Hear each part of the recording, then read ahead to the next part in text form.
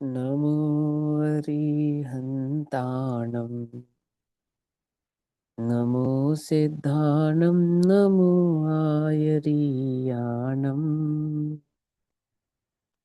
नमो अध्यायाणं नमो लोये सवसाहुणम्।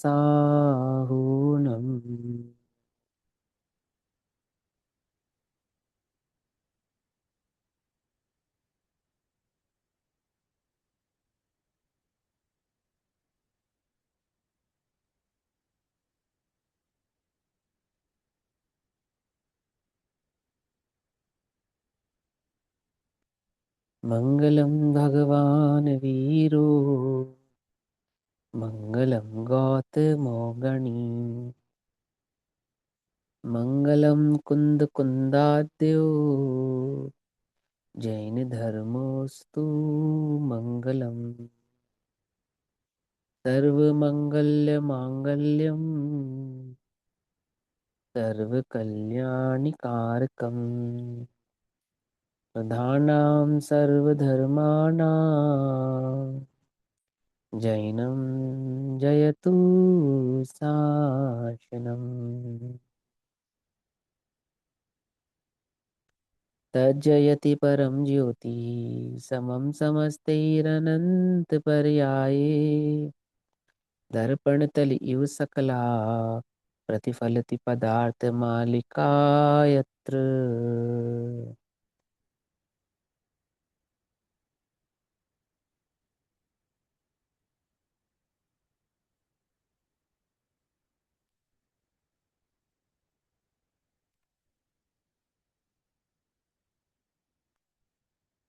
हमारी रात्रिकालीन कक्षा का विषय चल रहा है श्री पुरुषार्थ सिद्धि उपाय। पुरुषार्थ सिद्धि उपाय का स्वाध्याय हम सभी सम्यक चारित्र अधिकार के अंतर्गत कर रहे हैं। सम्यक चारित्र अधिकार के अंदर मुनि धर्म के स्वरूप की चर्चा चल रही है, जिसमें 12 भावनाओं का चिंतन चल रहा है। मुनियों के करने योग्य आवश्यकों में नियम से 12 भावनाएं आदि का चिंतन भी है। सो उसका निरूपण करने वाला श्लोक नंबर 205, 234 नंबर का पेज है, श्लोक नंबर 205 है। पहले श्लोक पढ़ें। अध्रुवमशरणमेकत्वं मन्यता शोचमाश्रवो जन्म लोकवृ लोकवृष्यबोधि संवर निर्जराः सततमनुप्रेक्षयाः। अर्थात इन 12 भावनाओं का सतत अनुप्रेक्षा यानी कि चिंतन मुनिराज करते हैं, उनके सहज ही होता है। और मुनि बनने की भावना रखने वाले श्रावकों को, श्रावक तो वास्तव में वही है जिसे मुनि बनने की भावना है, और मुनि धर्म अंगीकार करने की भावना रखने वाले श्रावकों को भी इन 12 भावनाओं का चिंतन निरंतर करना चाहिए। तो इन 12 भावनाओं के स्वरूप की चर्चा में संवर भावना की चर्चा चल रही है। Page number 237, 237 page number. और संवर भावना का स्वरूप हम यहाँ पर पढ़ेंगे। स्व सन्मुखता रूप शुद्धि के द्वार ही कर्मों के आगमन को रोकना ही संवर है। क्या कहा? स्व सन्मुखता रूप शुद्धि के द्वार से, या द्वार ही यानी शुद्धोपयोग के माध्यम से ही वास्तव में कर्मों के आगमन को रोका जा सकता है। और इस प्रकार से कर्मों के रोकने को ही नाम यहाँ पर संवर भावना है। देखो, दो प्रकार से, एक श्रद्धात्मक यानी सम्यक दर्शन आदि प्रकट करने के पश्चात क्या हुआ, एक कषाय चौकड़ी संबंध आश्रम रुक गया। पंचम गुण स्थान में 2 कषाय चौकड़ी आश्रम रुक गया। छठे सातवें गुण स्थान में 3 कषाय चौकड़ी आश्रम रुक गया। परंतु अब जो संज्वलन रूप आश्रम है मुनिराजों के, उस संज्वलन रूप आश्रम को रोकने का क्या उपाय है? तो कहते शुद्धोपयोग। शुद्धोपयोग ही वह उपाय है जिससे कर्मों का आगमन रोका जा सकता है। और ना कि सिर्फ रोका जा सकता है, अपितु निर्जरित भी किया जा सकता है। निर्जरा भावना भी उसी रूप समाहित है ना। यूं तो 12 ही भावना शुद्धोपयोग रूप सम्यक दर्शन रूप ही है, परंतु यहाँ आज संवर की अपेक्षा से स्वसन्मुखता रूप शुद्धि के द्वार ही, अर्थात स्वसन्मुखता का मतलब क्या हुआ? शुद्धोपयोग या अपने स्वभाव का जो अनुभव करना है, उसके द्वार ही कर्मों के आगमन को रोकना, तो वह ही संवर है। यही संवर, यही संसार से छुड़ाने वाला और मोक्ष ले जाने वाला है। संवर भावना कैसी है? संसार से छुड़ाने वाली भी है और मोक्ष में ले जाने वाली भी है। 5 समिति जो मुनिराजों के स्वरूप के संदर्भ में हमें बतलाई गई।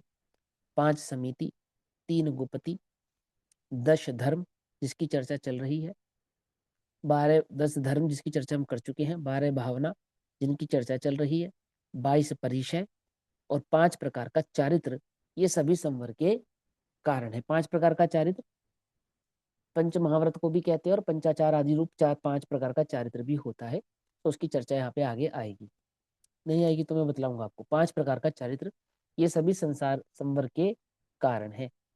सभी प्राणियों को इन सर्व कारणों को धारण करके संवर की प्राप्ति करनी चाहिए। सभी प्राणियों को, खाली मुनिराजों को नहीं, है ना। मुनिराजों के तो इनकी इसकी सहजता होती है, मुख्यता होती है, परंतु सभी सभी मोक्षार्थी जीवों को, सभी रत्नत्रय के आराधकों को, सभी मुक्ति के चाहने वालों को, सभी प्राणियों को इन सर्व कारणों को धारण करके संवर की प्राप्ति करनी चाहिए। कौन से कारणों को? शुद्धोपयोग रूप कारण को, स्वसन्मुक्ता रूप कारण को, स्वसन्मुक्ता को बढ़ाने वाली इन 12 भावनाओं के चिंतन के कारण को, अथवा 5 समिति, 10 गुप्त, 3 गुप्ती, 10 धर्म आदि की भावनाओं को धारण करना चाहिए, क्योंकि यही संवर की प्राप्ति के मूल कारण है।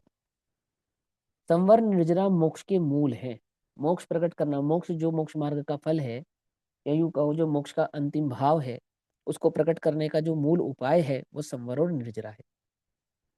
संवर और निर्जरा के बिना मोक्ष की प्राप्ति होती नहीं है। ऐसा बार बार चिंतन करना ही संवर भावना है। क्या? कर्मों के रोके बिना, कर्मों का अभाव हुए बिना, कर्मों का आश्रय रुके बिना मोक्ष की प्राप्ति नहीं होती है। तो कर्म को रोकने का एकमात्र उपाय है, क्या उपाय है? शुद्धोपयोग। समझ में आती है बात? दर्शन मोह के अभाव का उपाय क्या है? आत्मा की अनुभूति। और चारित्र मोहिनी के अभाव का उपाय क्या है? तो आत्मा की अनुभूति, सिंपल।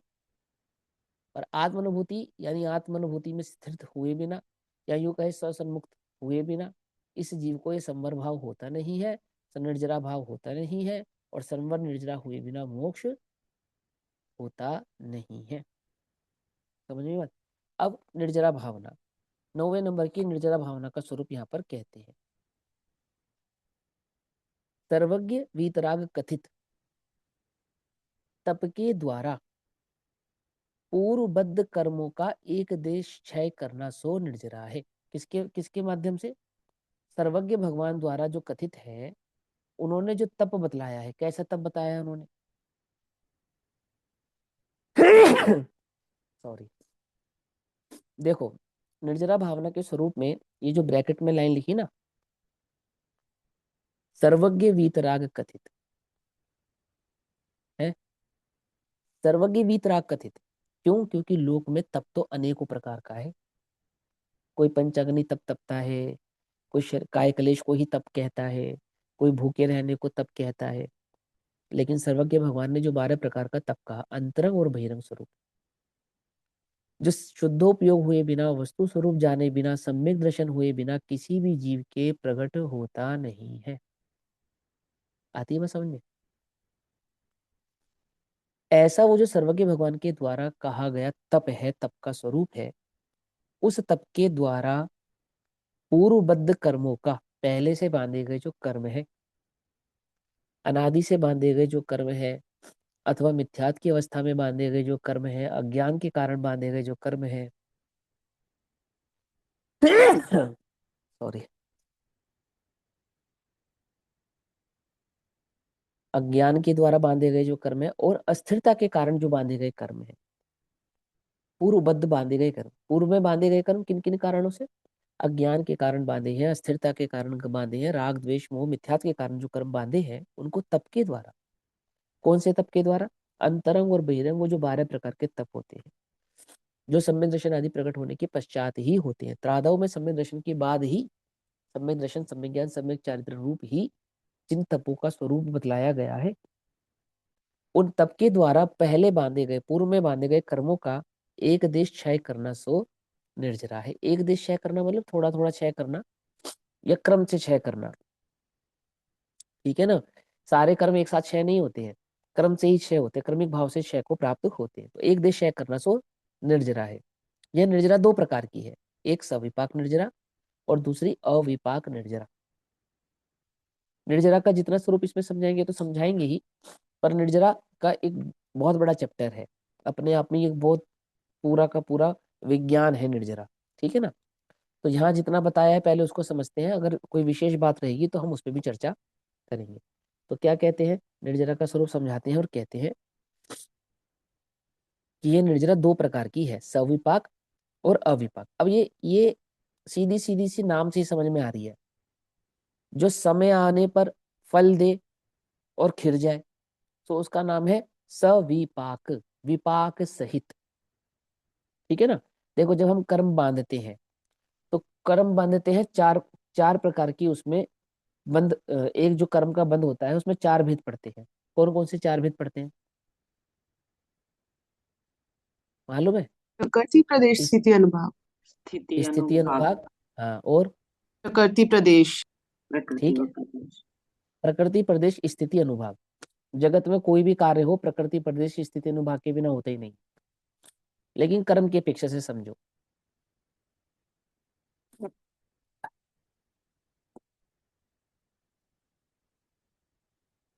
देखो सबसे पहले होता है प्रकृति माने नेचर।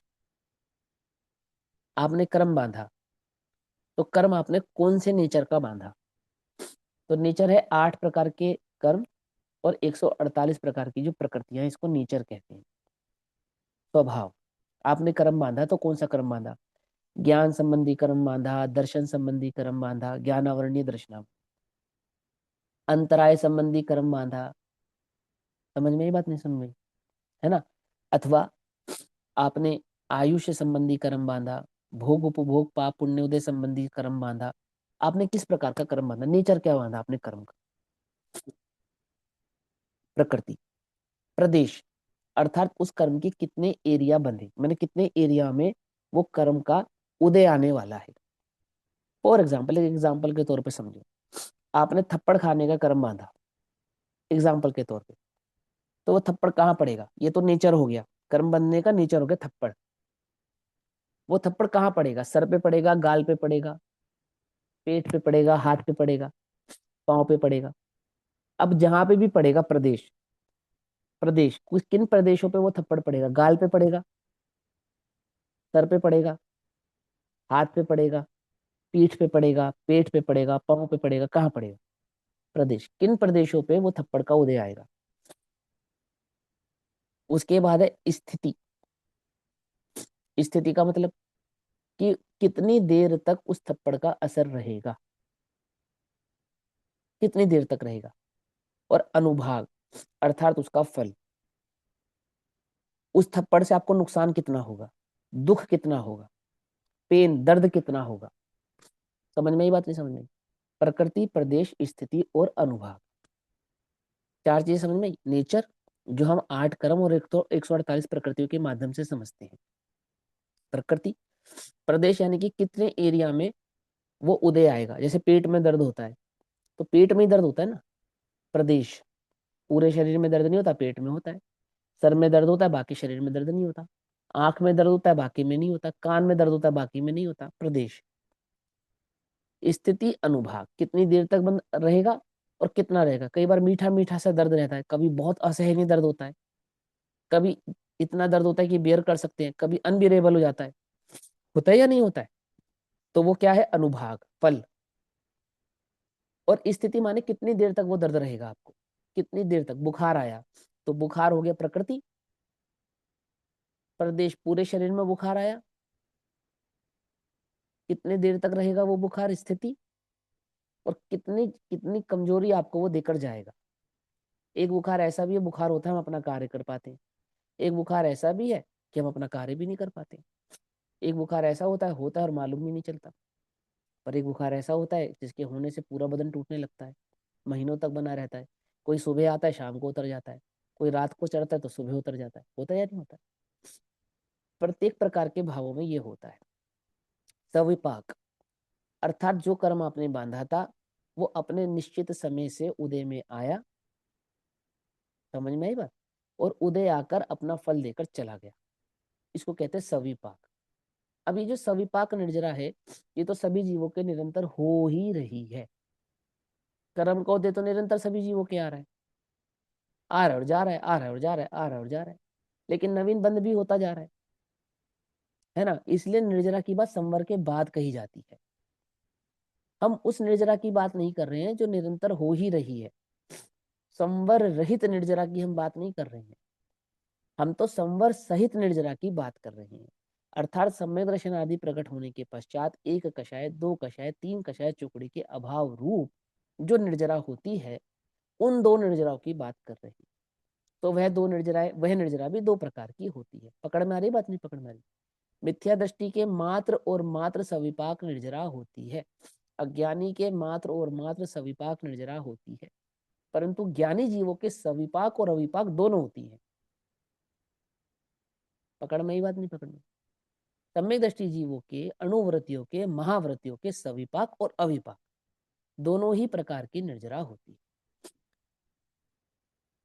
आ रही है बात समझ में, नहीं आ रही है? आदिनाथ भगवान को 6 महीने तक आहार नहीं मिला, सविपाक निर्जरा या अविपाक निर्जरा है? अरे बताओ, पूछा है, क्वेश्चन पूछा है मैंने आपसे, बताओ। सविपाक कहलाएगी। अच्छा, और 6 महीने तक वो ध्यान में बैठे रहे, वो कौन सी निर्जरा है? सविपाक है या अविपाक है? दोनों नहीं कहलाएगी वो तो। अविपाक तो शुद्ध उपयोग के काल में होगी ना, तो वो भी सविपाक ही कहलाएगी। ये तो बात समझो। देखो, बुद्धिपूर्वक आहार के लिए निकले और आहार नहीं मिला, है ना, 6 महीने तक, तो किसी कर्म के उदय के कारण नहीं मिला ना, वो निर्जलित हो रहा था। वो कर्म का उदय उन्हें भोगना पड़ रहा था, क्योंकि वो बुद्धिपूर्वक तो आहार के लिए निकलते थे, मिलता नहीं था। पकड़ में ही बात, नहीं पकड़ में? मान के चलो आप अपने घर से धन कमाने के लिए निकलो और धन की प्राप्ति ना हो, तो क्या कहते हो आप? कि अपना बैड लक है, कर्म का उदय, आदि आदि पाप कर्म का उदय है, आदि आदि, ऐसे कहते हो नहीं कहते हो? तो वो 6 महीने तक आहार के लिए निकलते रहे और प्राप्त नहीं हुआ। कौन सी निर्जरा है ये फल देकर खिरने वाली निर्जरा थी। निर्जरा हो रही थी, उन्होंने अपने व्रतों में दोष नहीं लगाया, अपने परिणामों को बिगाड़ा नहीं, निरंतर अपने शुद्धोपयोग की भावना को बनाए रखा और आहार के लिए भी जाते रहे, पर प्राप्त नहीं होता था, नहीं होता था तो सहज रहते थे। ये सविपाक निर्जरा है, फल देकर जाने वाली निर्जरा, फल दे रही थी। लेकिन जब वो 6 महीना ध्यान में बैठे हैं, बुद्धिपूर्वक ध्यान में बैठे हैं, वो तप जो कर रहे हैं, उस ध्यान के काल में जो निर्जरा उनको हो रही है, इस प्रकार की निर्जरा हो रही है, वो अविपाक निर्जरा हो रही है। उसमें बिना फल दिए जा खिरने की शक्ति, ऐसे कर्मों का वो निर्जरित कर रहे हैं ध्यान के काल में, शुद्धोपयोग के काल में, अथवा ध्यान के काल में कहो, शुद्धोपयोग ना भी कहो, क्योंकि शुद्धोपयोग का काल थोड़ा है और ध्यान के काल में 6 महीने तक, है ना। तो तो वहां दोनों इस मानेंगे उनको उस टाइम पे? है, तो दोनों निर्जराएं मानेंगे उनको? दोनों मानेंगे, लेकिन वहां पे अविपाक की मुख्यता रहेगी। ध्यान के काल में अविपाक निर्जरा की मुख्यता रहेगी, क्योंकि वहां बुद्धिपूर्वक तो किसी प्रकार की इच्छा नहीं है ना। और जो आपने कहा कि वो समता भाव रख रहे हैं, उनको आहार नहीं मिल रहा, तो क्या उसमें हाँ, अकाम और सकाम भाव भी लग जाएगा जो होगा? उसमें मूलता तो सविपाक रहेगी, और हम्म। अकाम और सकाम, सकाम निर्जरा तो मिथ्या दृष्टि की होती है, क्योंकि ज्ञानियों के क्या नहीं होता, निदान नहीं होते। सकाम तो निर्जरा उनके तो समते भाव में नहीं लगेगा कि सकाम है या हाँ, अकाम। हाँ, तो यहाँ पे भी सकाम और काम की चर्चा भी नहीं कर रहे हैं, अभी तो हम सविपाक और अविपाक की बात कर रहे हैं, ठीक है। अकाम सकाम बाद में समझेंगे, पहले सविपाक अविपाक समझ में आ जाए। मैंने जो फल देकर खिरे, वो सविपाक। जो बिना फल दिए ही तप के प्रभाव से खिर जाए, वो अविपाक। बिना पके, अविपाक, बिना पके निर्जलित हो गए, अविपाक। तो बिना फल दिए कर्म की निर्जरा करने की जो ताकत है, वो तो एकमात्र ज्ञानी के पास ही है। और ज्ञानी के पास वो कौन सा बल है, जिस बल से वो बिना कर्म का उदय आय निर्जलित कर दे कर्म को, तो वो शुद्धोपयोग का बल है ना, सम्यक दर्शन का बल है ना, स्वरूपाचरण चारित्र का बल है, स्थिरता का बल है। वो बल कैसा है? उस ध्यान की अग्नि में कर्म बिना उदय में आए भी निर्जरित होते हैं, उसको कहते हैं अविपाक निर्जरा। अब क्या कहते हैं? सविपाक निर्जरा तो सर्व संसारी जीवों के सदैव हुआ ही करती है ना। सविपाक निर्जरा कैसी है? वो तो मिथ्या दृष्टियों की भी निरंतर हो ही रही है। अभी अपने भी सविपाक चल रही है, सुबह से लेकर शाम तक, शाम से लेकर सुबह तक, निरंतर जो कुछ मिल रहा है, जा रहा है, प्राप्त हो रहा है, वो सब का सब बांधा हुआ कर्म उदय। देखो, निरंतर आयुष कर्म, मनुष्य कर्म उदय का भोग रहे हो या नहीं भोग रहे हो? निरंतर, जब तक मनुष्य भाव में रहोगे, मनुष्य कर्म प्रकृति को भोगोगे नहीं भोगोगे? क्या है ये? विपाक निर्जरा है बस। जो तुमने कर्म बांधा था मनुष्य गति का, उस गति को निरंतर तुम भोग रहे हो, भोग रहे हो, भोग रहे हो, भोग रहे हो, और अभाव की ओर जा रहे हो, है ना। जब तक उसका टाइम पीरियड पूरा होगा तो उस समय तक के नजदीक जा रहे हो, तो क्या कहलाएगा वो सविपाक कहलाएगी। सभी जीवों की हो रही है, चारों गतियों में हो रही है। सविपाक निर्जरा तो सर्व संसारी जीवों के सदैव हुआ ही करती है, जिसमें पूर्वबद्ध कर्म फल देकर खिलते हैं और नवीन कर्मों का बंध होता है। कैसी है ये सविपाक निर्जरा? जिसमें पुराने कर्मों का उदय आता रहता है और साथ के साथ नवीन कर्मों का बंध होता रहता है।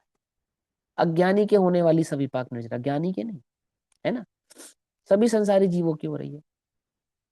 अविपाक निर्जरा तो सम्यक दृष्टि जीवों को, भैया, अविपाक किसको होती है? हाँ हाँ, बोलो बोलो। जैसे पूर्व में बंधे हुए कर्म तो खिर गए, नवीन कैसे बंधे? राग द्वेष के कारण बन रहे हैं ना, निरंतर जो राग द्वेष की वृत्ति चल रही है, अच्छा, हाँ। मिथ्यात का जो कारण है ना, स्वरूप की खबर जो नहीं है, अज्ञान राग द्वेष, ये हमारे नवीन बंध के कारण है। बंधे एक रागादिक अशुद्ध उपयोग सो, नवीन कर्मों को बंध जीव अशुद्ध उपयोग की अशुद्धता, अज्ञानता, राग द्वेष परिणति के कारण नवीन कर्मों को प्राप्त हो रहा है, निरंतर हो रहा है। अभी राग द्वेष कर रही हो आप? नहीं कर रही हो? किससे राग कर रही हो, किससे द्वेष कर रही हो?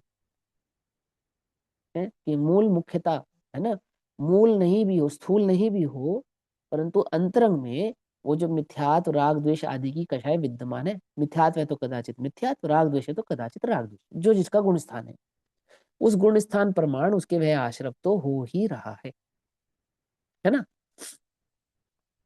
फिर क्या कहते हैं? सविपाक निर्जरा तो सर्व संसारी जीवों के, हाँ, अविपाक निर्जरा तो सम्यक दृष्टि जीवों को। अविपाक निर्जरा एक और एकमात्र सम्यक दृष्टि जीवों के ही होती है, मिथ्या दृष्टि की होती ही नहीं है ना। अविपाक निर्जरा तो सम्यक दृष्टि जीवों को शुद्ध भाव रूपी तप आदि करने से ही होती है। तो अविपाक निर्जरा की मुख्यता भी अगर देखा जाए तो मुनिराजों की होती है। सम्यक दृष्टि मुनिराजों की होती है, क्यों? क्योंकि उसमें तप की मुख्यता है। और तप की मुख्यता किसके जीवन में होती है? जिनके जीवन में वो सकल चारित्र भाव होता है ना।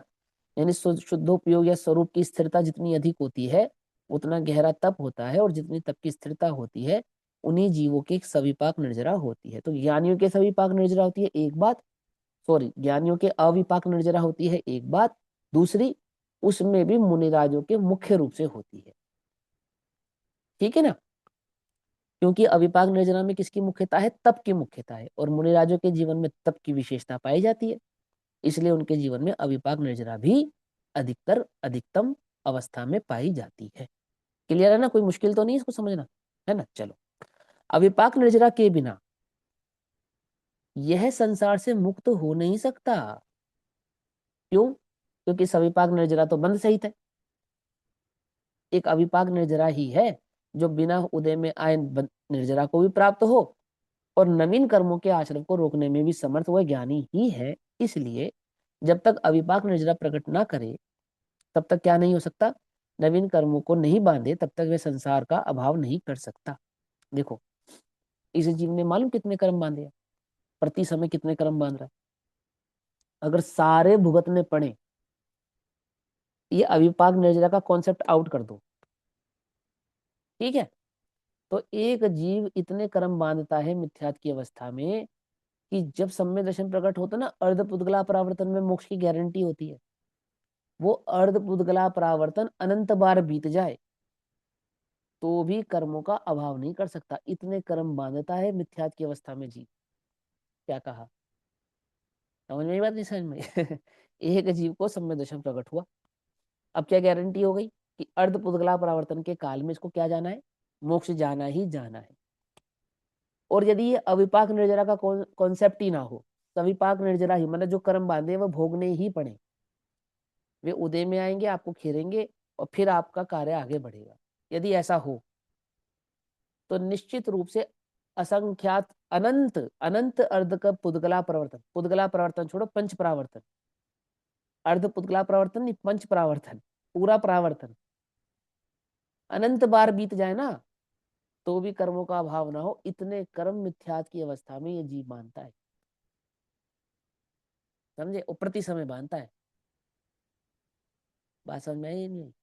प्रति समय ज्ञानावरणी कर्म अलग मानता है, दर्शनावरणी अलग मानता है, अंतराय अलग मानता है, मोहिनी अलग मानता है, फिर चार घाती अलग बांधता है, अघाती अलग बांधता है ना, अघाती कर्मों का अलग बंधन होता है।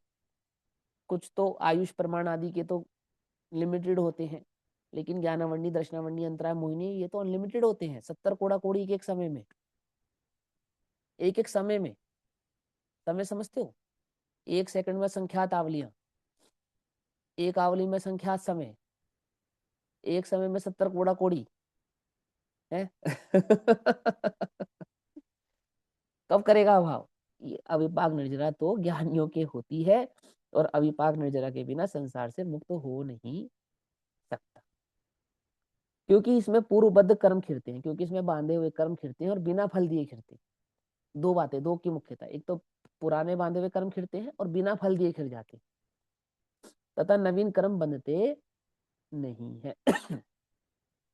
अतः मोक्षार्थी जीवों को यह अविपाक निर्जरा अवश्य करनी चाहिए। मोक्षार्थी जीवों के यह अविपाक निर्जरा सहज ही होती है, और जिन्हें मोक्षार्थी यानी मोक्ष की प्राप्ति करनी है, ऐसे जीवों को ये अविपाक निर्जरा का उद्यम करना चाहिए। तो अविपाक निर्जरा किसके बिना संभव नहीं है? संवर के बिना संभव नहीं है। और संवर किसके बिना संभव नहीं है? वो शुद्धोपयोग के बिना संभव नहीं है। समझ नहीं बात? यानी कि अभाव करने का उपाय क्या है कि निज चैतन्य तत्व की खबर होना, सात तत्वों के स्वरूप पूर्वक सम्यक दर्शन ज्ञान चरित्र को प्रकट किए बिना यह जीव इस संवर भाव को, निर्जरा भाव को प्राप्त होता नहीं है। और उसमें भी मुख्यता किसकी है? मुनिराजों की है। तो ज्ञानियों से ऐसा कह रहे हैं, अज्ञानियों से तो कहते हैं सम्यक दर्शन आदि प्रकट करने की भावना भाव, और ज्ञानियों से कहते हैं मुनि धर्म प्रकट करने की भावना भाव। ठीक है ना? क्योंकि मुनि धर्म प्रकट किए बिना तो यह निर्जरा संभव नहीं है, ऐसा कह रहे हैं। उसकी मुख्यता समझा रहे हैं ज्ञानियों को। ठीक। भैया जय जिनेन्द्र। भैया इधर संवर शुद्धोपयोग से होता है, मगर समिति गुप्ती से भी होएगा ना इन वो तो सारे के मुनिराज को? सारे भाव हैं संवर, समिति, गुप्ती, जितने भी परिषद भाव भी। हैं, है वो सब के सब तीन कषाय चौकड़ी के अभाव बिना होते नहीं है, है ना? और तीन कषाय चौकड़ी का जो अभाव है वो शुद्धोपयोग रूप ही होता है। आई बात समझ में? आई बात समझ समझ में? गए। हाँ समझ गए। हाँ तो मुख्यतः तो कषाय चौकड़ी का अभाव है। हाँ, वो उसी का विस्तार है ये। उसको स्थूल करके समझा रहे हैं, तो वो तीन कषाय चौकड़ी के अभाव को यहाँ स्थूल करके समझा रहे हैं। ठीक है ना? अतः मोक्षार्थी जीवों को यह अविपाक निर्जरा अवश्य करनी चाहिए। इसका बार बार चिंतन करना ही निर्जरा भावना कहलाती है। किसका चिंतन करना? संवर के स्वरूप का, निर्जरा के स्वरूप का जो बार बार हम चिंतन करें, वह चिंतन करना ही वास्तव में क्या कहलाती है? वह निर्जरा भावना कहलाती है। चिंतन करना यानी उसके स्वरूप की खबर करना, अपने उपयोग के उसके स्वरूप, अपने उपयोग को उसके स्वरूप में लगाना, पांच पापों की प्रवृत्ति का छूटना, चार कषायों का छूटना, है ना? और आत्म भाव का निरंतर, आत्म भावना का बढ़ना और आत्म उपलब्धि होना। समझ नहीं बात? ऐसा। अब कहते हैं लोक भावना। लोक भावना इस लोक के तीन भाग हैं। मैंने जो लोक के स्वरूप का चिंतन है वो लोक भावना है। लोक के स्वरूप का चिंतन किस प्रकार से किया जाता है? ये तीनों लोकों का जो स्वरूप समझा, स्वर्गों का, नरकों का, मध्य लोक का, 4 गति 84 लाख योनियों के आवागमन का, आदि आदि का, है ना? इसका जो स्वरूप समझा जाता है, इसके स्वरूप का जो चिंतन किया जाता है, वो लोक भावना कहलाती है। इस लोक के तीन भाग हैं, ऊर्ध्वलोक, मध्यलोक और अधोलोक। जिसको अधोलोक को कहते हैं नरक, ऊर्ध्वलोक को कहते हैं स्वर्ग, और मध्यलोक को कहते हैं, जो हमारा मध्यलोक है, मनुष्य लोक या मध्यलोक। ये तीनों लोक 343 राजू घनाकार, 14 राजू ऊंचा और किसी के द्वारा बनाया नहीं गया है। मैंने इसकी जो नीचे से ऊपर की जो लंबाई है वो है 14 राजू, और इसका जो पूरा डायमीटर है, पूरा घनत्व है यानी कि क्यूबिक भाव है उसका, वो 343 राजू, किसी के द्वारा बनाया नहीं गया है और कभी इसका नाश नहीं होगा, अर्थात ये कैसा है, अनादि अनिधन है। अतः ये लोक अनादि अनिधन स्वयं सिद्ध अविनाशी है, अर्थात स्वयंभू है, स्वयं सिद्ध है, किसी के द्वारा बनाया नहीं गया है और अविनाशी अर्थात कभी नाश को प्राप्त होने वाला नहीं है। अनंतानंत आकाश में उसका अनंतवा भाग लोकाकाश है। ठीक, आकाश कितना है, अनंतानंत, और उस अनंतानंत आकाश का असंख्यातवा भाग कितना है, असंख्यातवें भाग में ये लोक विराजमान है, और लोक जहां विराजमान है वो लोकाकाश कहलाता है। आकाश का वो क्षेत्र जहां लोक विराजमान हो उसे लोकाकाश कहते हैं। ठीक, वह षट द्रव्यात्मक है। लोकाकाश कैसा है, वो 6 द्रव्यों से बना है, षट द्रव्यात्मक है। अधोलोक में तो 7वें नरक के नीचे 1 राजू पर्यंत स्थावर ही है, वहां त्रस राशि नहीं है, तथा शेष 6 राजू में 7 नरक हैं, उनमें रहने वाले नारकी महादुखी हैं। इन नरकों के ऊपर भवनवासी तथा व्यंतर देव हैं। यह अधोलोक की संक्षिप्त रचना बताई।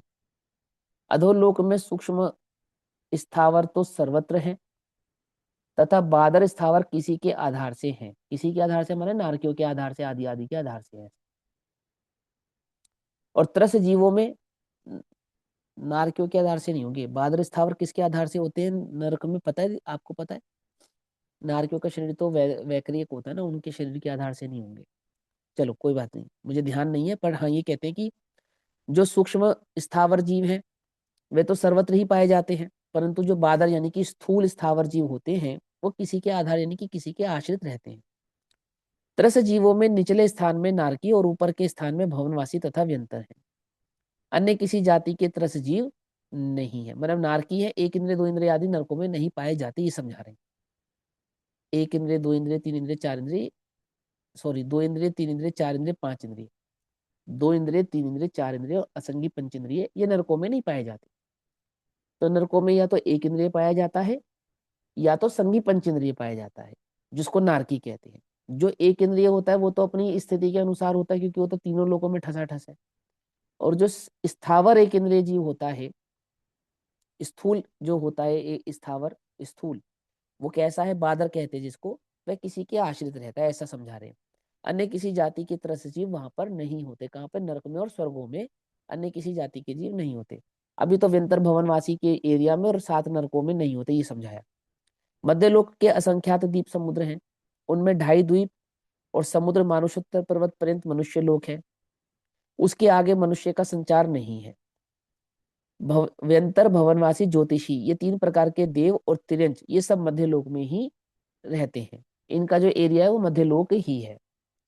जलचर पंचेंद्रिय तथा विकलत्रिय तो 2.5 द्वीप तथा अंत का स्वयंभू रमण द्वीप आधा पहली तरफ का और अंत का स्वयंभू रमण समुद्र सारा इनमें है। मतलब जो संगी पंचेंद्रिय तक, 1 इंद्रिय से लेकर ये जितने भी जीव राशि है, 2 इंद्रिय 3 इंद्रिय 4 इंद्रिय 5 इंद्रिय, इनके रहने का जो स्थान है वो मध्यलोक ही है। वो ऊपर और नीचे नहीं पाए जाते, यानी नरकों में नहीं पाए जाते और ऊपर नहीं पाए जाते। 1 इंद्रिय तो सर्वत्र पाया जाता है, लेकिन 2 इंद्रिय से लेकर संगी पंचेंद्रिय मनुष्य और त्रियंच ये मध्यलोक में ही पाए जाते हैं। इसके अलावा भवनवासी व्यंतर और ज्योतिष भी मध्यलोक में ही पाए जाते हैं। त्रस भैया नाड़ी है ना भैया, इसका नाम त्रस नाड़ी में पाए जाते हैं, मध्यलोक में त्रस जीव हाँ पाए त्रस जाते हैं। नाड़ी, हाँ हाँ त्रस त्रस नाड़ी। नाड़ी में, हाँ त्रस नाड़ी में त्रस जी पाए जाते हैं, पर ये तो अभी त्रस नाड़ी नहीं, वो तो मध्यलोक की से बता रहे हैं। जितने मध्यलोक भी में तो है राशि त्रस है, नाड़ी, हाँ सेंटर में। अरे वो तो त्रस नाड़ी तो ऊपर से लेकर नीचे तक पूरे में है। नारकी भी त्रस नाड़ी के अंदर ही आते हैं, देवता भी त्रस नाड़ी के अंदर ही आते हैं, स्वर्ग भी त्रस नाड़ी के अंदर ही आते हैं। ठीक है ना, माने खाली मध्यलोक त्रस नाड़ी के अंदर नहीं आता। वो पूरा ऊपर से लेकर नीचे तक का पूरा लोक में जो जीवों का व्यवहार है 2 इंद्रिय से, 2 इंद्रिय से, वो सारा का सारा त्रस नाड़ी के भीतर है। और तरस नाड़ी के बाहर सूक्ष्म एक इंद्रिय है, बादर नहीं, बादर नहीं, सूक्ष्म एक इंद्रिय, वो तरस नाड़ी के बाहर भी है। ठीक है ना। तो उससे तो सारा का सारा तरस नाड़ी में ही आता है, चाहे नारकी भी तरस नाड़ी में ही रहते हैं, मनुष्य के लोक के जो जीव हैं वे भी, और स्वर्ग के सभी जीव। भैया एक क्वेश्चन था, वो विकल्प त्रय मतलब क्या? दो इंद्रियों को विकल्प त्रय कहते हैं। दो दो इंद्रिय से इंद्रिय, लेकर, दो इंद्रियों से लेकर अन्य इंद्रियों के सभी जीव विकल्प त्रय कहलाते हैं। 2 तो 3 इधर 4, ये 3 तो प्रकार के जीव है ना, ये विकलत्र हाँ होते हैं। हाँ। तो इधर जलचर पंचेंद्रिय तथा विकल्त्रिय मतलब क्या, उसका सेंटेंस का मतलब? पानी के अंदर दो इंद्रिय, तीन इंद्रिय, चार इंद्रिय भी जीव होते हैं ना, जलचर यानी अच्छा, पानी 2 के। से 5 इंद्रिय तक के जीव जो जल में है, हाँ, इसकी बात चल जल रही में। है। अच्छा। देखो पंचेंद्रिय को तो पंचेंद्रिय कहते ही हैं। असंगी और संगी के दो भेद होते हैं पंचेंद्रिय के अंदर, और एक इंद्रिय को एक इंद्रिय कहते ही हैं। दो इंद्रिय, तीन इंद्रिय और चार इंद्रिय को दो इंद्रिय, तीन इंद्रिय, चार इंद्रिय भी कहते हैं, और विकलत्रय भी कहते हैं। हम्म, ठीक है ना, ऐसे गॉट इट। दो हाँ। नाम है उनके, है ना।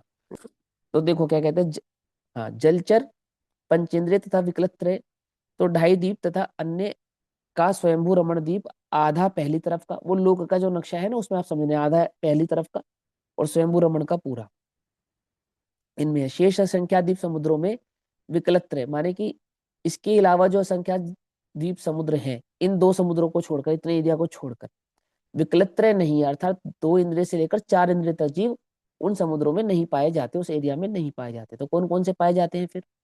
पंचेंद्रिय पाए जाते हैं या एक इंद्रिय पाए जाते हैं? जलचर जीव लवणोदधि, कालोदधि और स्वयंभू रमण, इन तीनों ही समुद्रों में है, अन्य स्थानों में नहीं है। यानी कि जलचर, यानी कि जो जो पांच इंद्रिय जलचर जीव हैं वो कहाँ है? वो इन तीन समुद्रों में ही पाए जाते हैं। कौन कौन से? लवणोदधि, कालोदधि और स्वयंभू रमण। इस मध्य लोक में अनेक प्रकार की रचनाएं हैं, उनका विस्तार कहाँ तक कहा जाए? मध्य लोक सुमेरु पर्वत की शिखर पर्यंत 1 लाख योजन ऊंचा है। ज्योतिष चक्र 790 योजन से लेकर 900 योजन तक है। मतलब लोक की जो संरचना है वो संरचना इस लोक भावना के अंदर समझाई जा रही है। पूरी की पूरी संरचना का चिंतन, जो मुनिराज होते हैं ना, रिद्धिधारी मुनिराज होते हैं, कोष्टक बीज बुद्धि आदि के मुनिराज होते हैं, वो तो अंतर मुहूर्त में पूरे लोक का स्वरूप का चिंतन कर लेते हैं। अंतर मुहूर्त मात्र में पूरे 14 राजू लोक का पूरा चिंतन कर लेते हैं। और खाली 14 राजू लोक की क्या बात है, अंतर मुहूर्त में द्वादशांग का पाठ कर लेते हैं। समझ में ही बात नहीं? समझ में? ऐसी मुनिराजों की बुद्धि होती है, विशेष बुद्धि होती है ना।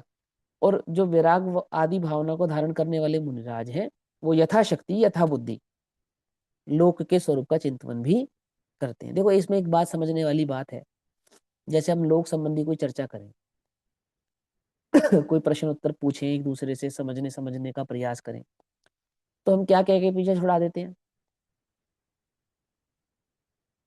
अप्रयोजन भूत है, ऐसा कह के पीछे नहीं छुड़ा लेते। अप्रयोजन भूत है, उसमें क्या है, वो तो अप्रयोजन भूत है। लेकिन मुनियों के 12 भावनाओं का निरंतर चिंतन, और उन 12 भावनाओं में लोक भावना का चिंतन समाहित है या नहीं? अप्रयोजन भूत है तो मुनिराज उसका चिंतन क्यों कर रहे हैं? तो अप्रयोजन भूत ऐसा अप्रयोजन भूत नहीं है जैसा अप्रयोजन भूत तुमने समझ लिया। अप्रयोजन भूत किस अपेक्षा से कहा था? कि समय थोड़ा है, वस्तु स्वरूप को जानने में अपने उपयोग को लगाओ, और बुद्धि बहुत अधिक ना भरमाओ, इस अपेक्षा से कहा था। परंतु कुछ समझने की भावना है,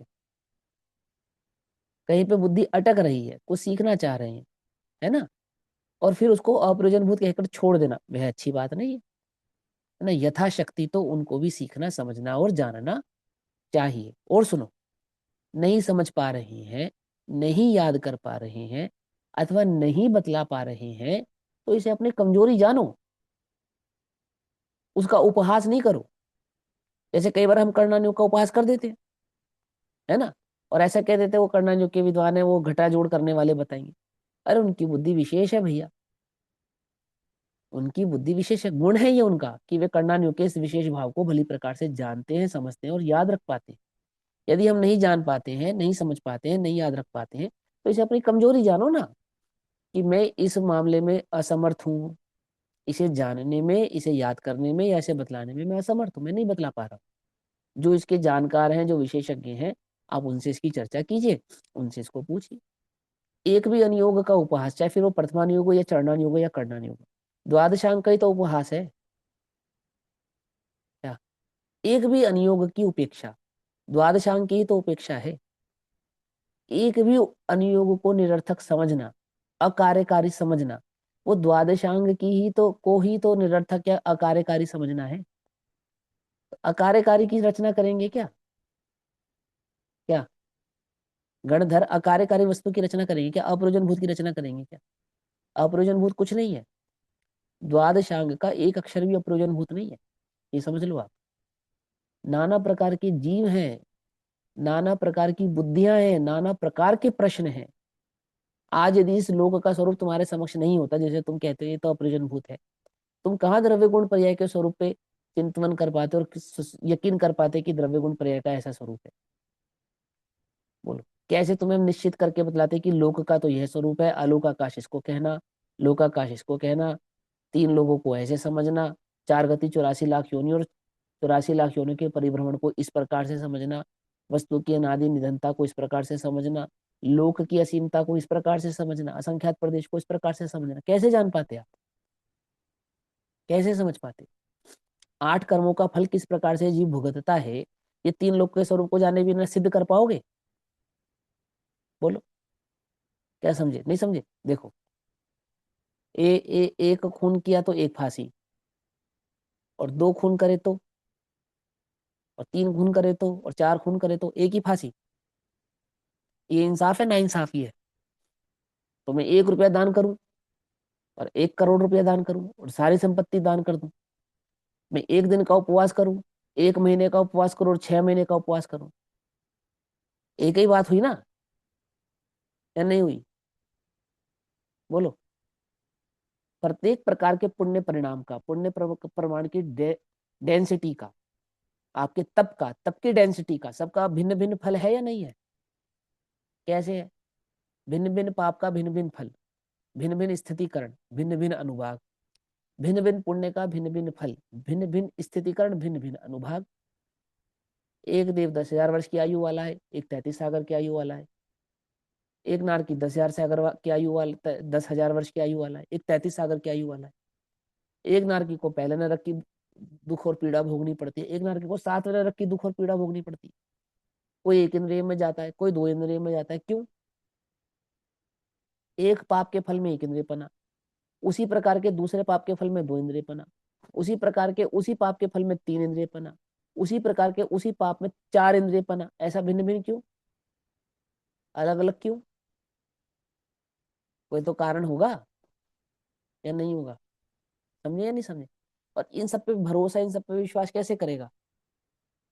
तो मैं तो सिर्फ इतना समझा रहा हूँ, यदि हम लोक आदि की इन भावनाओं को याद नहीं रख पाते हैं तो इसे अपनी कमजोरी समझो, इसका उपहास मत करो। ऐसा मत समझो कि अरे ये तो अप्रयोजन भूत, अप्रयोजन भूत कुछ नहीं होता है। हाँ, अपेक्षाकृत, अपेक्षाकृत अप्रयोजन भूत कहा जाता है। पंडित टोडरमल जी ने कहा ना, समय थोड़ा हो बुद्धि थोड़ी हो तो तत्व के निरूपण की अपेक्षा से कहते हैं, परंतु यदि बुद्धि विशेष है, ज्ञान विशेष है, जानने की सामर्थ्य है तो जानना चाहिए। द्रव्यनियोग आदि में जाना गया जो द्रव्यनियोग का भाव है, कर्णानुयोग आदि को समझने से और विशेष उसका भाव जानने और समझने में आता है। बुद्धि और प्रखर होती है, उपयोग उपयोग और प्रखर होता है। और सुनो, कर्णानुयोग को बीज सम्यक कहते हैं, मालूम? बीज सम्यक तो अर्थात सम्यक दर्शन का बीज है कर्णानुयोग में, ऐसा कहा जाता है। आई बस में उपहास नहीं, वह स्वरूप समझना चाहिए। तो यहाँ पे भी क्या कह रहे हैं कि वो मुनिराज लोक भावना के अंतर्गत लोक के स्वरूप का चिंतन करते हैं। ठीक है ना? कैसे करते हैं? नहीं तो फिर तुम्हारी भी वही वाली भावना हो जाती है। अगर तुम्हारे को लोक का स्वरूप नहीं ज्ञात होता, अप्रयोजनभूत जानकर छोड़ दिया जाता, तो जैसे ये आज की डेट में अमेरिका और ये सब खोज कर रहे हैं ना, एक नए प्लेनेट की, एक नए ग्रह की और अन्य जाति की, और इस धरती से बाहर भी कई मनुष्य हैं और ऐसा है और वैसा है, तुम भी लगे रहते इसके अंदर। यूएफओ, यूएफओ मालूम है ना?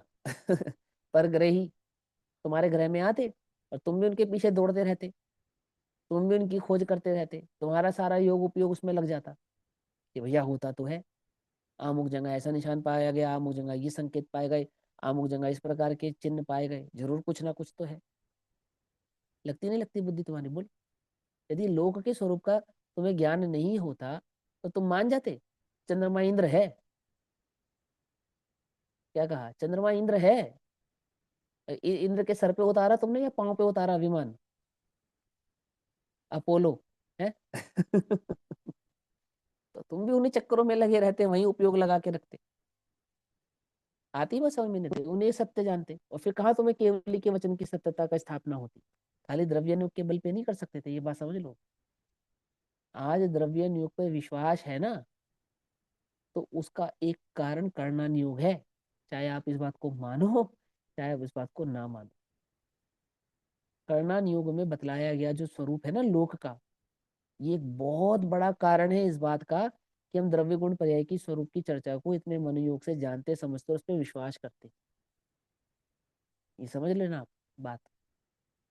ठीक, तो क्या कहते हैं, मध्य लोक के ऊपर स्वर्ग लोक है, वहां 16 स्वर्ग हैं, 9 ग्रीविक हैं, 9 अनुदिश और 5 अनुत्तर हैं। 9 ग्रीविक, 9 अनुदिश और 5 अनुत्तर में अहमिंद्र हैं। वहां देवियां नहीं है, सभी देव ब्रह्मचारी हैं। स्वर्गलोक में स्वर्गवासी देव तथा 5 स्थावर ही हैं, अन्य त्रस जीव नहीं है। 5 अनुत्तर के मध्य सर्वार सिद्धि है, जिसके समान संसार में और कोई दूसरा स्थान नहीं है। इसी सर्वार सिद्धि के ऊपर सिद्ध लोक है, जहां अनंतानंद सिद्ध विराजमान है, अजर अमर अविनाशी है। अब लोक का स्वरूप नहीं पता होता तो मोक्ष होने के बाद कहाँ जाते हम? एक प्रश्न खड़ा होता नहीं होता? होता या नहीं होता कि जहां मोक्ष होता है वहीं रह जाते हैं? जैसे पुद्गल के परमाणु, पुद्गल के परमाणु को मोक्ष होता है नहीं होता है? अरे होता है। हमसे छूटते हैं तो उन्हें भी मोक्ष हो जाता है बेचारों को, क्या? हमसे बने हैं ना, हमसे छूटते हैं तो वे भी मोक्ष को प्राप्त हो जाते हैं। तो मोक्ष होकर कहाँ जाते हैं? कहाँ जाते हैं? वहीं रहते हैं जहाँ छूटे हैं। हाँ, तो जीव भी वहीं रह जाता जहाँ छूटा है। समझे या नहीं समझे? तो ये इसे सिद्ध करता है कि जीव वहां नहीं रहता, उद्गल का परमाणु वहीं रह जाता है, लेकिन जीव वहां नहीं रहता है। जीव कहाँ जाता है? स्वभाव से ऊर्ध्वगामी होने के कारण वो उस स्थान पर जाकर विराजमान होता है। ऐसे नाना प्रकार के भाव है ना। अप्रयोजन भूत है या प्रयोजन भूत है ये? बोलो, क्या क्या जानने की इसमें क्या मूल बात है? मोक्ष जरूरी है या वो अर्ध चंद्राकार सिद्ध शिला पे जाके विराजमान हो गया सिद्ध के रूप में जीव, ये ज्यादा जरूरी है? जरूरी क्या बात थी है? मोक्ष रत्नात्रय की आराधना से शुद्धोपयोग पूर्वक मोक्ष होता है, ये बात जरूरी थी। वो बतलाने की आवश्यकता ही नहीं थी कहाँ जाता है कहाँ नहीं जाता। अब जहां भी जाता होगा मोक्ष हो जाता है, हमें तो इतना पता है। ऐसे नहीं, ऐसे विश्वास कैसे होगा? उस बात पर विश्वास कैसे होगा? उत्तर नहीं होगा तो विश्वास कैसे होगा? कुछ बात समझ में आ रही है ना? ये जिज्ञासा ही शांत नहीं होगी तो वस्तु स्वरूप में जीव आगे कैसे बढ़ेगा? समझे? इसलिए किसी की भी प्रश्न की जिज्ञासा को, किसी भी जिज्ञासा को आप कभी ये कहो ही मत क्या अप्रयोजन भूत है, कभी मत कहो। अगर आपको ज्ञात है तो पूरे मनोयोग से उसका उत्तर दो। आप कल्पना करो आप मुनिराज के चरणों में बैठे हो और वहां कर्णानुयोग संबंधी प्रश्न पूछो, और शुद्धोपयोग से मुनिराज बाहर आए हैं, कर्णानुयोग संबंधी आपने प्रश्न पूछा, तो क्या कहेंगे आपसे? अप्रयोजन भूत है? ऐसा कहेंगे? कल्पना तो कर कर देखो, शुद्धोपयोग से बाहर आए हैं और क्या कह रहे हैं भील को? कौए का मांस छोड़ दे। और कोई नहीं छोड़ पा रहा तो अजीब गरीब ये कैसे मुनिराज है, कौए का मांस छुड़ाने के पीछे पड़े हैं? अरे पीछे नहीं पड़े हैं, वो जीव की हलुकर्मता, वो उसने जो नवदा भक्ति दिखाई है ना मुनिराज के प्रति, है ना, वो भक्ति जो दिखाई है, तो मुनिराज को उसकी उसकी जो मंद कषाय है ना, कषाय की मंदता, वो उससे उसके कारण वो उसको धर्मोपदेश देती। उसकी मृदुता, उसकी उसकी कोमलता, उसकी नाजुकता अंदर में जो वो झुका है मुनिराज के प्रति, उसके कारण उसको धर्मोपदेश देते हैं, उसकी जिज्ञासा का समाधान करते हैं। समझे? और ज्ञात नहीं है तो फिर तो सहजता से कह देते हैं कि हमें इसका उत्तर नहीं मालूम। आपको ये नेचर होना चाहिए। ऐसा नहीं अप्रयोजन भूत है, तुमने उत्तर दिया अप्रयोजन भूत है, पक्की बात है तुम्हें उसका उत्तर नहीं मालूम इसलिए तुम ऐसा कह रहे हो। पक्की बात, पता लग रहा है, तुम्हारे अज्ञान का पता लग रहा है कि तुम अप्रयोजन भूत कह रहे हो, तुम्हें उत्तर नहीं मालूम इसलिए पीछे छुड़ा रहे हो तुम। क्या कहा? सर्वार्थ सिद्धि के देवों की तुम बातें करते हो, चर्चा करते हो, और फिर क्या कहते हो वहां पर? कितना मजा लेकर क्या कहते हो कि वो जो एक चर्चा एक बार करते हैं तो दोबारा वो चर्चा रिपीट नहीं करते। ऐसे ही है ना? ऐसे ही है ना? और सागरों पर्यंत वो चर्चा करते रहते हैं, धर्म चर्चा करते हैं सागरों पर्यंत। तो सागरों पर्यंत क्या धर्म चर्चा करते हैं? सिर्फ द्रव्यानुग संबंधी चर्चा करते हैं, ऐसा लगता है तुम्हें? अगर तुम्हें ऐसा लगता है तो तुम, सॉरी टू से, बट मूर्ख हो। चारों यन योग की चर्चा होती है, चारों यन योग की, समझे? मुनिराजों के स्वरूप की भी चर्चा होती है, मनुष्य आदि के श्रावकों का कैसा स्वरूप है इसकी भी चर्चा होती है ना? क्या करने योग्य है क्या नहीं करने योग्य इसकी भी चर्चा होती है, लोक के स्वरूप की भी चर्चा होती है, आत्म संबंधी भी चर्चा होती है, नाना प्रकार की चर्चाएं होती है। आई समझ में बात नहीं या नहीं समझ में? तुम्हें उत्तर नहीं ज्ञात है तो ये कहो कि मुझे इसका उत्तर ज्ञात नहीं है, और आपको ये जानना है तो आप इसके मर्मज्ञ या इसके जानकार से पूछें, ना कि ये कहें कि अप्रयोजन होते। समझे? आप इस बात के बिल्कुल भी ऑथराइज्ड नहीं है। किस बात के? कि आप किसी प्रश्न को प्रयोजनभूत या अप्रयोजनभूत के खाते में डाल सके। ये बात ध्यान से सुन लो सभी, ध्यान से समझ लो। आप नहीं कैटेगराइज करेंगे इसको ये प्रयोजनभूत है या अप्रयोजनभूत। आप सिर्फ ये कह सकते हैं, यदि आप वक्ता हैं, आप ये कैटेगराइज नहीं करेंगे। आप ये कहेंगे यदि उत्तर ज्ञात है तो उत्तर देंगे, यदि नहीं ज्ञात है तो कह देंगे मुझे इसका उत्तर ज्ञात नहीं है।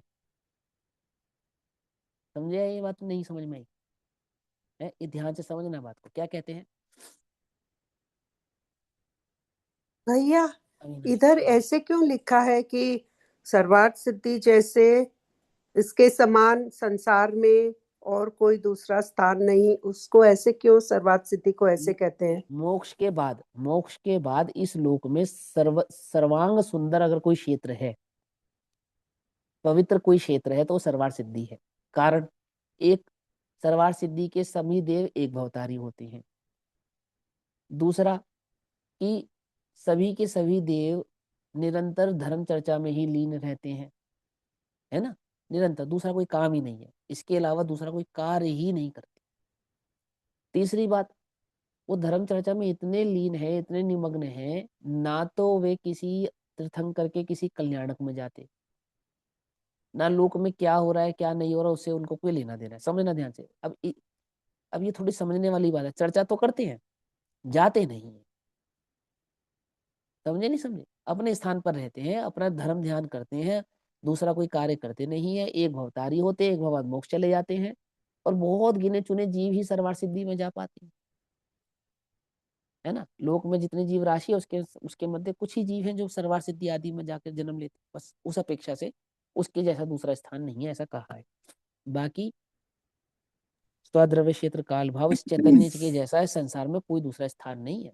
वास्तविक तो यह है ना? अपेक्षा से, लोक की अपेक्षा से लोक में वो सर्वार्थ सिद्धि सुंदर स्थान है, ऐसा कहा है। और एक भैया लाइन में जैसे सर्वार्थ सिद्धि के जो देव होते हैं वो मतलब चिंतन मनन करते हैं या आपस में चर्चा करते हैं? चिंतन मनन भी करते हैं और चर्चा भी करते हैं, दोनों प्रकार की चीजें करते हैं। ध्यान मगन नहीं होते वो, हाँ ये समझ हाँ। लो आप। हाँ, ध्यान मगन नहीं ध्यान होंगे मगन तो नहीं मुनि होगा। राजा। हाँ, ऐसे लोक के स्वभाव का विचार कर, जो ये तीनों लोकों का स्वरूप है, ऐसे लोक के स्वभाव का विचार कर आत्म स्वरूप में मग्न होना तथा विभावों से विरक्त होना ही श्रेष्ठ है। ये जो बुद्धि है ना, बुद्धि ये विभावों में ना जाए, इसके लिए लोक का चिंतन किया जाता है। समझे? नहीं तो खाने कमाने की बातें करोगे और क्या करोगे? क्या समझे? यहाँ उपयोग नहीं लगाओगे, बुद्धि यहाँ नहीं लगाओगे तो कौन सा घटा जोड़ करोगे? भाई बनिया हो तुम, घटा जोड़ किए बिना तो रहोगे नहीं, है ना? अब ये घटा जोड़ नहीं करोगे करना नियोग का, तो धन का घटा जोड़ में लग जाओगे। समझे ना? क्या कमाया क्या खाया क्या गवाया उसकी गिनती करोगे। तो उसकी गिनती करने से तो अच्छा है कि तुम करना नियोग की गिनती कर लो। कितने योजन प्रमाण क्या है, कितने योजन प्रमाण लोक है, आदि आदि कितने वो है, क्योंकि तुम्हारे को गिनती पसंद है ना, तो अपना उपयोग इस गिनती में लगाओ, उस गिनती में ना लगाओ। तो क्या कहते हैं, स्वरूप में मग्न होना तथा विभावों से विरक्त होना। तो क्या है, यह श्रेष्ठ ही है। इस सारे लोक में यह संसारी जीव अनादिकाल से इन तीनों लोकों में अपनी भूल से भ्रमण कर रहा है। उसे महान अपरिमित दुख है, अर्थात जिसकी सीमा नहीं है, इतना दुख। अपरिमित यानी कि जिसकी सीमा नहीं, दुख है। अंश मात्र भी सुख नहीं है। सुख का धाम तो सिद्ध लोक है, सुख का धाम तो अपना स्वरूप है। अपने स्वरूप के आश्रय से प्रकट होने वाला वह सिद्ध लोक है। सब लोक का आभूषण शुद्ध आत्मा ही सार है, शेष सर्व असार है। ऐसे चार गति रूप लोक स्वरूप का विचार कर आत्म स्वरूप में मग्न होना तथा विभावों से विरक्त होना। इन चार गति रूप लोक का निवास कब टूटे, इस चार गति रूप लोक का निवास कब टूटे, ऐसा बारंबार विचार करना, उसे ही लोक भावना कहते हैं। समझ नहीं पाए? तो अन्य वस्तु की बात कहा सुन भ्रात। समझ में, बात नहीं समझ में? अपने उपयोगों को कहाँ से हटाना, विभावों से हटाना।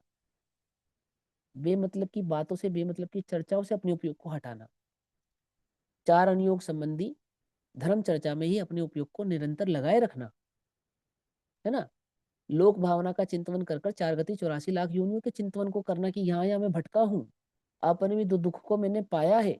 एक निज निज चैतन्य ज्ञायक भाव ही वास्तव में सुख का कारण है, सुख प्रकट करने का द्योतक है। उसके बिना तो मैं संसार में दुखी दुख हूँ। 4 गति रूप लोक का निवास कब टूटे, कब टूटे,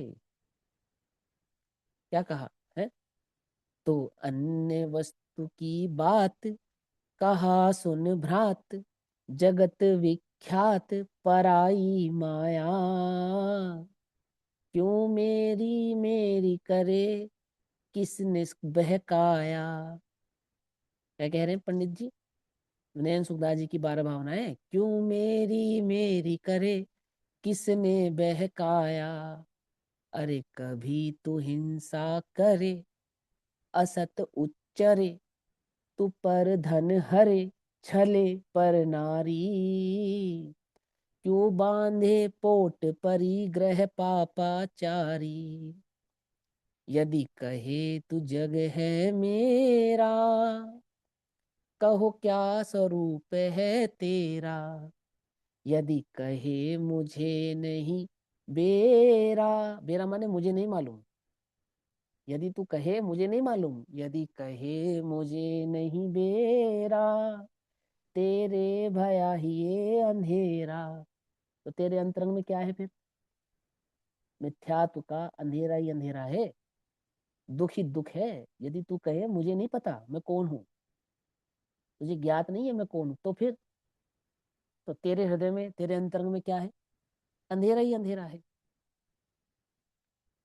जो है उभरण का चाव, परत्व हटाव, स्वभाव में आव, निजात्म स्मरणा, अवलिया सिद्ध परमेष्ठि तुम्हारा शरणा। अजी मैं चेतन चेद्रूप, चिदानंद रूप, जगत भवकूप, हमें क्या करना, अवलिया सिद्ध परमेष्ठि तुम्हारा शरणा। आई बस समझ में? ऐसे 12 भावनाओं का चिंतन निरंतर हमें करना चाहिए। बाकी चर्चा हम कल करेंगे। तब तक के लिए सभी को जय जिनेन्द्र। ओम नमः सिद्धेभ्यः। नमो ओरियंट।